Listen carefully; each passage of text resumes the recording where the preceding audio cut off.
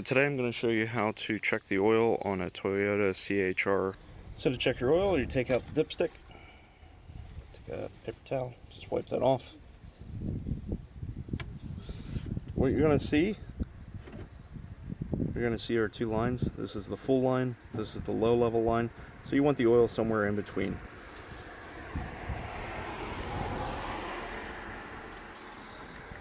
So replace it. I'm going to pull that out. As you can see, this is above the full line. It should be at the full line, but it's more than plenty, so we don't have to add any oil. And replace that.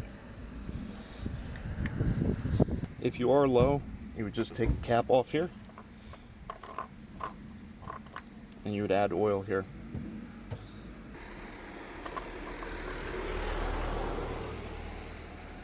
Thank you for watching. Please subscribe and have a great day.